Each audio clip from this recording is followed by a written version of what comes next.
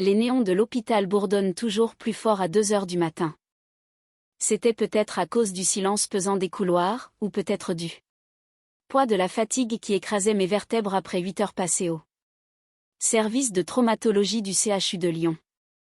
Ou alors, c'était simplement le fait que les gardes de nuit apportaient toujours les pires souffrances. Mais rien, absolument rien, ne m'avait préparé à ce qui allait résonner dans l'interphone. Docteur Marc Morel, veuillez vous rendre immédiatement au déchocage 3. Code rouge, victime multiple. Arrivée de l'ambulance prévue dans 2 minutes. J'étais en train de mettre à jour le dossier d'un patient quand j'ai entendu l'appel. J'ai lâché mon stylo et j'ai couru dans le couloir, ma blouse blanche flottant derrière moi. Quand j'ai atteint la zone de traumatologie, les infirmiers s'activaient déjà dans tous les sens. Les pompiers sont entrés en trombe par les portes coulissantes avec 3 brancards. 3 corps, chacun immobile, chacun d'une familiarité terrifiante. Je me suis figé en plein élan. Non, ce n'est pas possible. Sur le premier brancard, ma femme, Élodie, ses cheveux blonds poissés de sang. Sur le deuxième, mon frère cadet, Julien, le visage tuméfié et une profonde entaille à la tempe. Et sur le troisième, mon fils, Léo. Mes genoux ont failli se dérober. Léo, ai-je hurlé en m'élançant vers lui. Mais avant que je ne puisse les atteindre, une main a saisi mon épaule. Une prise ferme, douce mais intentionnelle. C'était le docteur Girard, le chef de garde. Tu ne peux pas entrer là-dedans, Marc, a-t-il dit d'une voix basse. Je l'ai regardé avec des yeux sauvages, le souffle court. C'est ma famille, ai-je articulé péniblement. Ma femme, mon frère, mon fils. Laisse-moi passer. Girard n'a pas bougé d'un pouce. Il a jeté un coup d'œil autour de lui, 1 fois, 2 fois, puis s'est penché pour murmurer, tu ne peux pas encore les voir. La police t'expliquera tout dès son arrivée. Mon monde a ralenti, s'est figé. Une sirène hurlait encore à l'extérieur. Les infirmières s'agitaient dans un chaos contrôlé. Mais pour moi, tout est devenu silencieux. Qu'est-ce que tu veux dire, ai-je chuchoté. Pourquoi la police viendrait-elle? Ses yeux ont fui les miens. Et c'est à ce moment-là que j'ai su qu'il ne s'agissait pas d'un simple accident. Quelque chose ne tournait vraiment pas rond. Chapitre 2. Sang et mensonges. La police est arrivée 20 minutes plus tard. 2 officiers en civil, le visage de marbre. Tandis que mes collègues travaillaient frénétiquement pour stabiliser Élodie, Julien et Léo, je restais immobile près du poste des infirmières, les bras croisés, les phalanges blanchies, l'esprit en vrille. On ne m'avait pas autorisé à entrer en salle de déchocage. Pas même un coup d'œil. Pas même un mot sur l'état de mon fils. Léo est fort, me murmurai-je. Il n'a que 16 ans. Il va s'en sortir. Mais mon instinct criait plus fort que mes pensées. Et la façon dont le docteur Girard m'avait regardé, ce regard fuyant, cette bouche pincée, cette hésitation délibérée, ressemblait moins à de l'inquiétude médicale qu'à de la culpabilité. Enfin, l'officier Mercier s'est approché de moi, son carnet déjà ouvert, le regard indéchiffrable. Docteur Morel, a-t-il dit formellement. Nous aimerions vous parler en privé. Par ici, ai-je fait signe, les menant dans la salle de repos des médecins. J'ai refermé la porte derrière nous. Que s'est-il passé, ai-je exigé. Il a échangé un regard avec son partenaire, puis a commencé lentement. Plus tôt cette nuit, vers 1h15 du matin, le véhicule de votre épouse, immatriculé au nom d'Élodie Morel, a été retrouvé encastré dans une glissière de sécurité sur la route départementale des 7. Mon souffle s'est coupé. C'est à peine à 20 minutes de notre maison. Il a hoché la tête. Oui. Les airbags se sont déclenchés. Les 3 passagers ont été retrouvés inconscients à l'intérieur. Votre fil était sur la banquette arrière. Je me suis penché en avant. Qui conduisait? À nouveau, ce regard entre les officiers. Mercier a hésité. Nous sommes encore en train de le déterminer, mais des indices suggèrent que votre frère était peut-être au volant. Quel genre d'indice? Il n'avait pas de marque de ceinture de sécurité, et seul l'airbag passager avançait. Déclenché. De plus, il a marqué une pause. Il y avait des bouteilles de vin ouvertes dans le véhicule, plusieurs verres, et une carte magnétique d'un hôtel de luxe coincé entre les sièges avant. Je ne comprenais pas. Il buvait? Oui. J'y ai cligné des yeux. Non, Julien ne boit plus. Pas depuis son retrait de permis il y a 5 ans. Et Élodie, elle touche à peine à l'alcool. Et que ferait Léo dans la voiture à cette heure-là, surtout avec eux? Ma voix s'est brisée. Pourquoi? Pourquoi ma femme serait-elle dans une voiture avec mon frère et notre fils en pleine nuit sur une route de campagne? Avec du vin? Mercier n'a pas répondu. Au lieu de cela, il a sorti quelque chose de sa veste. Un petit sachet plastique transparent. À l'intérieur se trouvait un téléphone portable.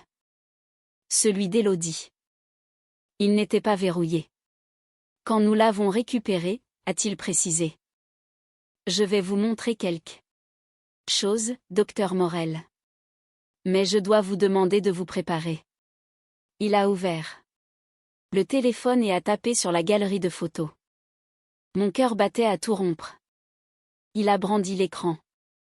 C'était un selfie. Élodie devant le miroir d'un hôtel, vêtue seulement d'un peignoir. Les bras de Julien autour de sa taille, l'embrassant dans le cou. L'horodatage indiquait minuit 48 cette nuit, soit 27 minutes avant l'accident. J'ai reculé d'un pas, chancelant. Le mur m'a rattrapé. Non, ai-je murmuré. Non, non, il n'aurait pas fait ça. La voix de l'officier était basse. Je suis désolé. Mes jambes ont failli se dérober. Ce n'était pas une liaison passagère avec un collègue. Ce n'était pas un flirt secret sur Internet.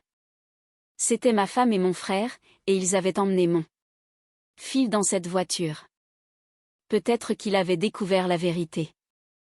Peut-être qu'il les avait surpris. Peut-être. L'officier a posé une main ferme sur mon épaule. Il y a autre chose, a-t-il dit doucement. Mais je n'écoutais plus. La photo brûlait mes rétines, et tout ce à quoi je pouvais penser, c'était: depuis combien de temps dormais-je à côté d'une femme capable d'une chose pareille? Chapitre 3. Ce que mon fils a mémorisé. Le couloir des soins intensifs était silencieux. Léo avait été stabilisé et transféré dans une chambre individuelle tandis qu'Élodie et Julien restaient dans un état critique sous sédation. Je n'avais vu ni l'un ni l'autre. Pas que j'en ai envie. Chaque seconde où ils étaient inconscients ressemblait à une étrange forme de clémence. Si je devais regarder l'un d'eux dans les yeux, je ne savais pas ce que je dirais ou ferais. Mais Léo, mon fils, était réveillé. Un infirmier m'a trouvé en train de faire les 100 pas juste devant l'aile de traumatologie. Docteur Morel, il est conscient. Il vous demande. Mon cœur a bondi et a sombré en même temps. J'ai poussé la porte doucement et je suis entré. Il était là, pâle, les lèvres gercées, un pansement au-dessus de son sourcil gauche. Mais ses yeux, c'étaient toujours les yeux de mon petit garçon. Alerte, intelligent, brûlant de quelque chose qu'il ne savait pas comment exprimer. Papa, a-t-il murmuré d'une voix rauque. Je me suis précipitée à son chevet et j'ai saisi sa main. Je suis là, Léo. Je suis là, mon grand. Tu vas bien maintenant. Il a regardé autour de la pièce comme s'il essayait encore de se convaincre que ce n'était pas un cauchemar. Quoi? Qu'est-ce qui s'est passé? Pourquoi je suis ici? Je ne voulais pas l'accabler, mais je devais savoir. Tu as eu un accident de voiture, ai-je dit prudemment. Avec ta mère et Julien. Ses yeux se sont rétrécis. Je me souviens. Sa voix s'est éteinte, ses lèvres tremblant alors que des fragments lui revenaient. On roulait.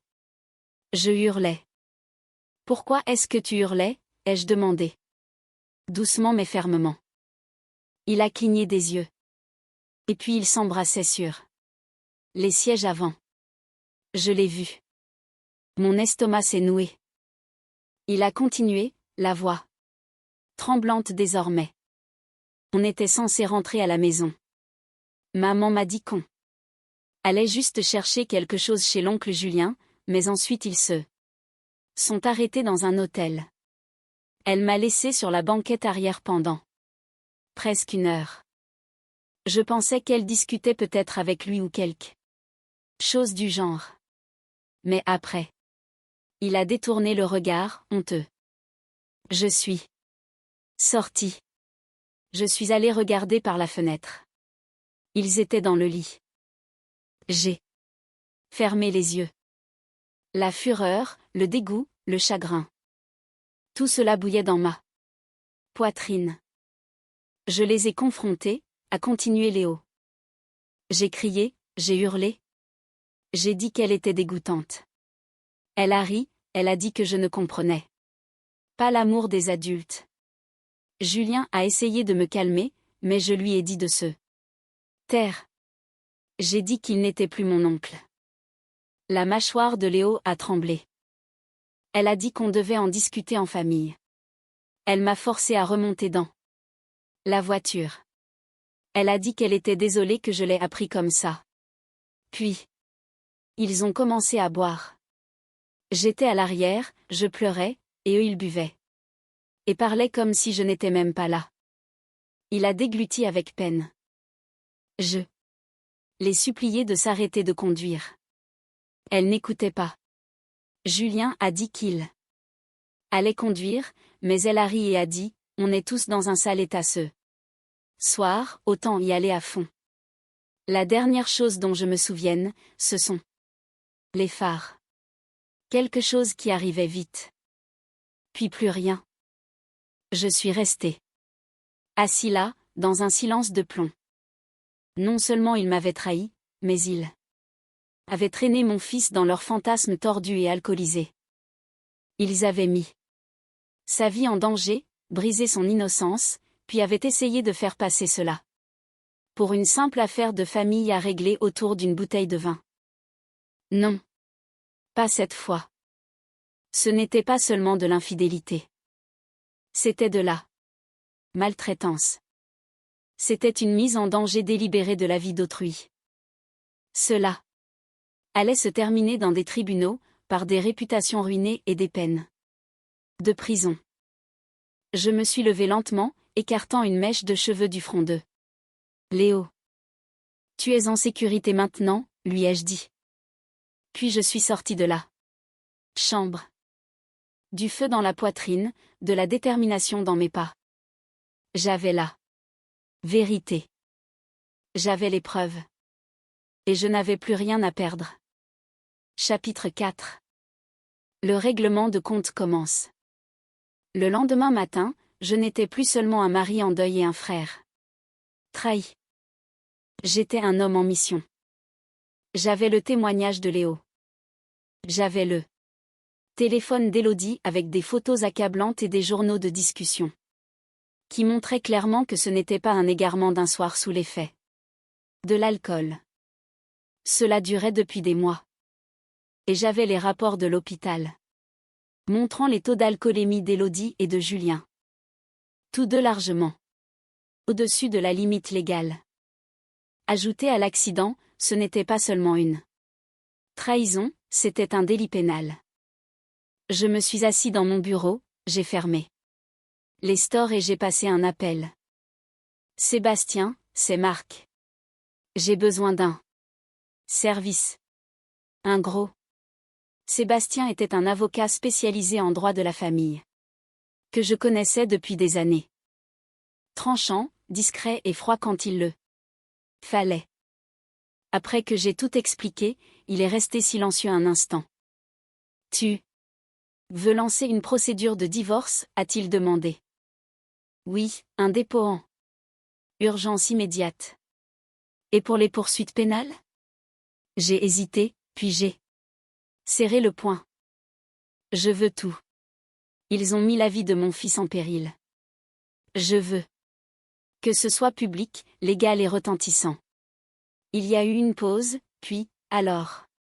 On commence aujourd'hui. À midi, nous avions déposé la demande de divorce avec une ordonnance de protection provisoire pour empêcher Élodie de contacter Léo ou moi-même. Le soir, j'avais remis toutes les preuves numériques à l'officier Mercier, qui m'a confirmé que le procureur engagerait probablement des poursuites pour mise en danger de mineurs et conduite sous l'empire d'un état alcoolique en présence d'un mineur. Et pour le coup de grâce, j'ai envoyé un signalement anonyme avec les photos jointes au Conseil de l'ordre et au comité d'éthique de l'hôpital où Élodie travaillait encore officiellement comme psychologue scolaire de haut niveau. Dans son rôle, elle conseillait des patients vulnérables, y compris des adolescents. L'hypocrisie me donnait la nausée. Cette nuit-là, je suis retournée à l'hôpital et je me suis tenue devant la chambre de Julien. Il était toujours inconscient, un enchevêtrement de tubulures de perfusion et de machines respirant pour lui. Je l'ai observé longuement à travers la vitre. C'était le frère qui me protégeait autrefois des brutes. Le frère qui avait pleuré lors de mon discours de mariage. Et il avait tout gâché pour un fantasme égoïste avec ma femme. On pense toujours voir venir la trahison. On pense qu'elle sera voyante, évidente, dramatique. Mais parfois, c'est votre propre sang qui embrasse votre femme dans votre dos.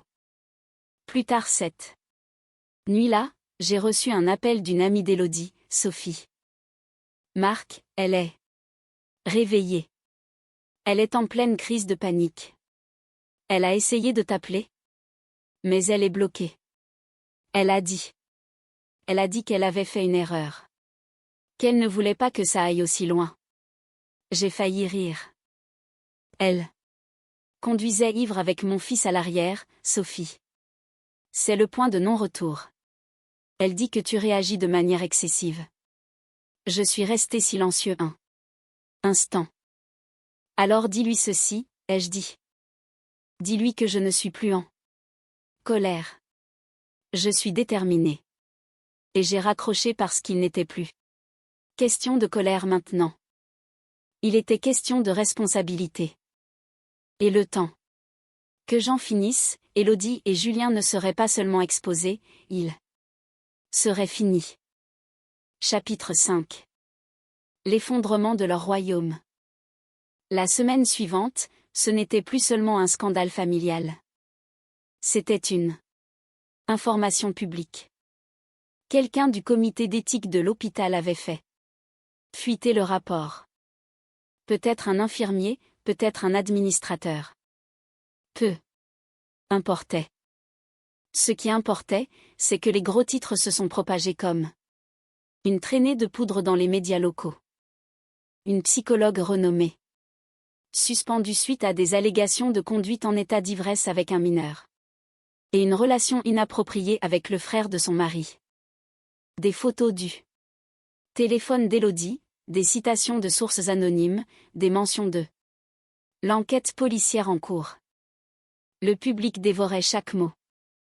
J'étais assis dans mon salon, la télévision en sourdine, regardant le visage d'Élodie défiler sur l'écran, une photo professionnelle datant d'un an à côté des mots L'hypocrisie à son sommet. Les commentaires en ligne étaient brutaux. Comment quelqu'un qui conseille des adolescents peut-il conduire ivre avec un enfant dans la voiture?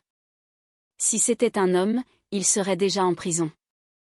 Elle a de la chance que le gosse ait survécu. J'espère que le mari va l'anéantir. Au tribunal. Et dans un fil de discussion privée que quelqu'un avait créé, des centaines de personnes discutaient de la double trahison d'un conjoint et d'un frère. Internet ne s'est pas contenté de l'exposer, il l'a mise en pièces. Pendant ce temps, l'entreprise de Julien, une start-up technologique en pleine ascension où je l'avais autrefois aidé à se constituer un réseau, a tenu une conférence de presse. Le fondateur, un ami commun, a parlé clairement. Nous prenons ces allégations très au sérieux. Monsieur Julien Morel a été mis à pied. Pour une durée indéterminée en attendant les conclusions de l'enquête. Il n'avait pas le choix. Les actionnaires parlaient déjà d'un cauchemar en termes de relations publiques. Et puis est venu le jour de la première audience au tribunal. Divorce, droit de garde, renouvellement de l'ordonnance de protection. Et audience d'urgence pour la tutelle temporaire, le tout en une seule séance. Élodie se tenait dans la salle d'audience, pâle, le visage émacié sans maquillage, les yeux fuyants comme si elle cherchait quelqu'un, n'importe qui, pour la protéger. Julien était toujours hospitalisé, il n'était donc pas là. Mais Élodie, elle n'avait plus personne. Même son avocat semblait lassé d'elle. Le mien, en revanche, était un prédateur dans un costume sur mesure. Lorsque le juge a demandé si j'avais des éléments à verser au dossier, j'ai remis les éléments suivants, un disque dur contenant les photos et vidéos du téléphone d'Élodie, une transcription imprimée des messages entre elle et Julien, certains discutant de la manière de faire taire Léo. Le témoignage écrit et signé de Léo. Approuvé par le psychologue judiciaire décrivant la nuit de l'accident, une liste de témoins comprenant un membre du personnel de l'hôtel, une infirmière, qui avait surpris Élodie dire « Je pensais qu'il dormait à l'arrière » et une collègue d'Élodie à qui elle s'était confiée sur son amour secret pour Julien. Le juge a feuilleté les dossiers en silence. Élodie n'a pas pleuré. Elle s'est effondrée intérieurement. Ses mains tremblaient. Ses épaules se sont voûtées. Comme si elle essayait de disparaître. Et quand le juge a levé les yeux et a déclaré « Garde exclusive temporaire accordée au père ». L'ordonnance de protection totale contre Madame Morel est prolongée. L'examen pour mise en danger de mineur sera transmis au tribunal correctionnel, Élodie a enfin chuchoté « J'ai tout perdu, n'est-ce pas ? Je ne l'ai même pas regardé. » Chapitre 6. Le dernier adieu. 3 mois s'étaient écoulés depuis l'audience. Julien avait discrètement vendu ses parts dans l'entreprise et avait quitté la région, humilié et rejeté par le monde de la tech comme par notre famille élargie. Personne ne voulait être associé à lui. Pas après les tabloïds, pas après les SMS fuités, et surtout pas après les inculpations. Le diplôme d'Élodie et son droit d'exercer en tant que psychologue ont été officiellement révoqués après que le Conseil de l'Ordre a conclu son examen. Le tollé public combiné à sa conduite rendait toute réintégration impossible. Son nom a été définitivement rayé du registre. Elle avait perdu sa carrière, sa crédibilité, la garde de son fils et tous les fantasmes qu'elle avait pu imaginer avec Julien. J'étais à la maison avec Léo. Par un samedi après-midi tranquille. Il s'était remis à dessiner dans son carnet. En fredonnant. La lumière en lui revenait peu à peu. C'est à ce moment-là que mon téléphone a sonné. Numéro inconnu. J'ai failli ne pas décrocher, mais la curiosité a pris le dessus. Allô ? Un silence. Puis, Marc. C'était Élodie. Sa voix était enrouée, basse, comme si elle n'avait pas dormi. Correctement depuis des semaines. Je ne pensais pas que tu répondrais. Je n'ai rien dit. Je sais que tu me hais probablement, a-t-elle continué, la voix tremblante. Mais je voulais juste expliquer. J'ai laissé le silence s'étirer, puis j'ai dit froidement, je t'écoute. Elle a pris une grande inspiration. Julien et moi, ce n'était pas contre toi. C'était à propos de moi. Je me sentais piégée, je m'ennuyais, j'avais l'impression que la vie était devenue une telle routine, je me noyais. Lui, il m'écoutait. Il me faisait me sentir désirée. Pendant que je faisais des gardes de nuit pour subvenir aux besoins de cette famille, ai-je lancé sèchement. Je sais. A-t-elle chuchoté. Je sais que j'ai tout détruit. Mais peut-être que si tu avais été plus présent émotionnellement. Je l'ai coupé. Ne t'avise pas de rejeter la faute sur moi. Tu ne m'as pas seulement trahi. Tu as mis la vie de notre fils en danger.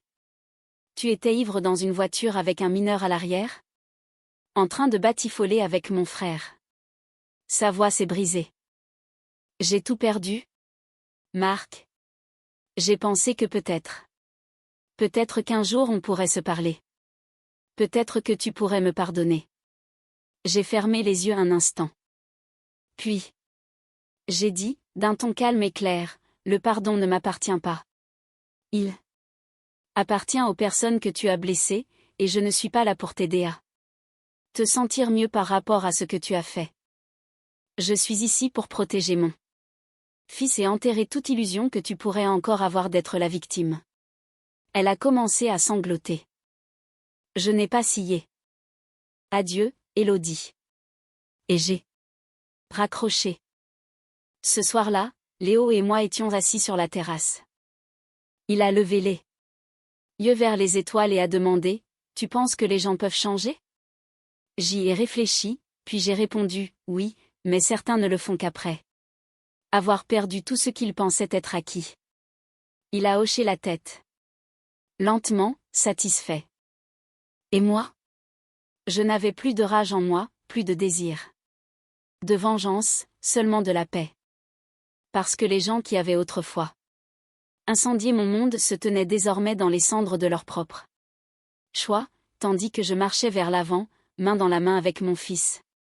Vers un avenir enfin libéré des mensonges. Cette vengeance était-elle parfaitement justifiée? Dites-nous ce que vous auriez fait dans les commentaires ci-dessous. Si vous avez aimé l'histoire, partagez-la avec quelqu'un qui a besoin de cette force, et abonnez-vous pour d'autres récits de trahison et de justice. Parce qu'ici, chaque mensonge a son règlement de compte.